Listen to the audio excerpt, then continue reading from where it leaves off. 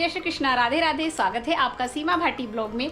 तो फ्रेंड्स, नवरात्रि में दुर्गा माता को हमने प्रसन्न कर लिया है और चौथ माता को प्रसन्न कर लिया है और अब बारी है लक्ष्मी माँ को प्रसन्न करने की। अब लक्ष्मी माता हमारे घर में आएगी, उसके लिए साफ़ सफाई करना सभी के घर में शुरू हो गया है।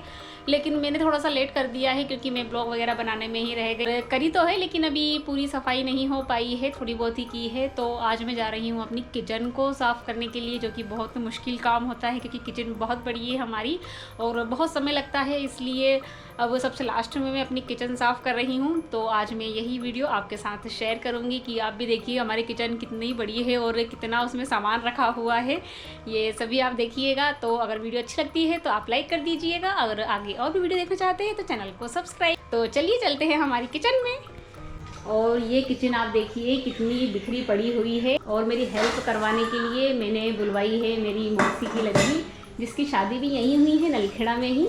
तो जब भी मुझे कुछ हेल्प की ज़रूरत होती है तो मैं इसको बुला लेती हूँ। तो आज मुझे हेल्प की बहुत ज़रूरत है क्योंकि किचन बहुत ज़्यादा बिखरी हुई है और इतनी बड़ी किचन है तो इसको साफ़ करने में भी बहुत समय लगता है। और आप देख सकते हैं ऊपर टान पर भी कितना फैला रहा है, इन सभी को मुझे उतारना है। फिर सोच रही हूँ कि इतनी ऊपर आखिर चढ़ा कैसे जाए, क्योंकि बच्चे तो ऊपर चढ़ेंगे नहीं, तो मुझे ही कुछ जुगाड़ कर कर और इस स्टैंड के ऊपर चढ़ना है।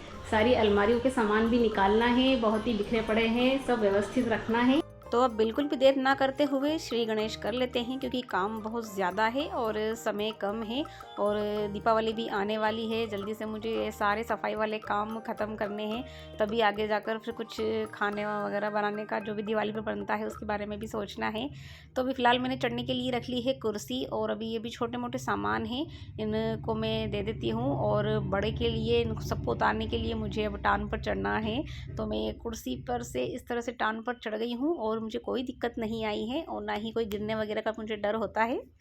तो पहले ये जो बड़े बड़े सामान हैं ये मैं दे देती हूँ। वो तो अच्छा है, सोम के पापा अभी चले गए हैं, अगर उनके सामने मैं इस तरह से टान पर चढ़ती तो मुझे कभी चढ़ने भी नहीं देते और ना ही ये सामान वगैरह उतारने देते, इसलिए वो चले गए हैं। उसके बाद ही मैं शांति से इस तरह से अपनी सफाई जैसी अपनी मेरी मर्जी की इच्छा होती है उस तरह से कर सकती हूँ।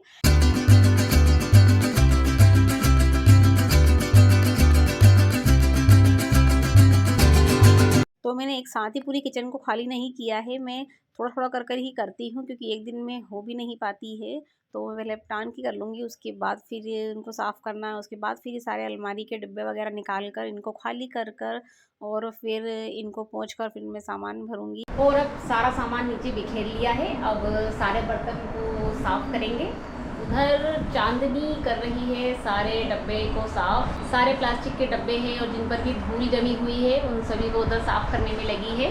और मैंने भी किया है, सारी तेल की जो भी कैनें थी उन सभी को मैंने साफ़ करके और इनमें भर दिए हैं ये सामान। तो ये इसमें है चने की दाल और इसमें राई है और इसमें है खड़ा धनिया और इसमें है तुअर की दाल और इसमें क्या है खुल भी नहीं रहा, इसमें है मूंग की दाल। और इन सभी को मैं ऊपर टान पर सजा कर रख दूंगी। तो जो पहले मैंने साफ़ कर दी है उनको मैं ऊपर टान पर रखती जाती हूँ, नहीं तो फिर ये भी धूल में हो जाएगी फिर से, इसलिए पहले इनको हटा कर रख देती हूँ। किचन बड़ी होने की वजह से मैं एक साथ पूरी खाली नहीं कर सकती हूँ क्योंकि बहुत दिक्कत है मेरे साथ। और अब जो भी नीचे प्लास्टिक के और स्टील के बर्तन हैं उनकी अलमारियों को खाली करके उनको साफ़ कर देती हूँ। और अब शाम के 4 बज गए हैं तो बीच में ही मुझे काम छोड़कर चाय दूध के लिए आना पड़ा। सोम का भी दूध का टाइम हो गया है तो मैं अब सबके लिए चाय दूध बना देती हूँ। और सफाई की मैंने छोटी छोटी ही क्लिप ली थी, इस वजह से वीडियो भी छोटी है। और फाइनली किचन की पूरी सफाई हो गई है और अब मैं किचन को धो देती हूँ। मुझे तो उम्मीद नहीं थी कि आज ही मेरी पूरी किचन की सफाई हो जाएगी, तो अच्छा है कि चांदनी आ गई थी। और अब देखिए फाइनल लुक मेरी किचन का, जो मैंने बहुत ही मेहनत से, मतलब हमने मेहनत से की है।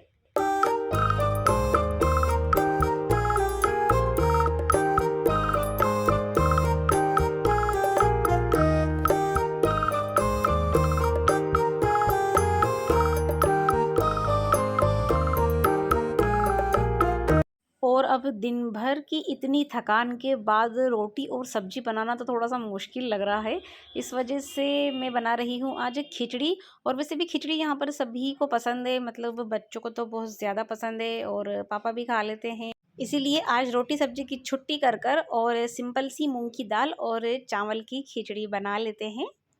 और सबसे अच्छी बात यही है कि ये सभी फीकी खाने को तैयार है, मतलब फीकी से मतलब सिर्फ नमक और घी और हल्दी ही मैं इसमें डालूंगी, मतलब इसमें अलग से तेल वाला जो बघार होता है प्याज टमाटर डाल कर जो फ्राई करते हैं हम, उस तरह से अगर मैं बना देती हूँ तो कोई खाता ही नहीं है।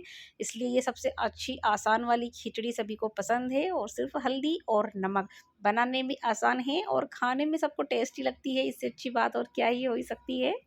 और थोड़ा-सा जीरा भी डाला है ताकि टेस्ट इसमें और भी अच्छा आ जाए, और ऊपर से घी तो बहुत ज़रूरी है। बच्चे तो बनने के बाद भी ऊपर से घी डालकर खाते हैं।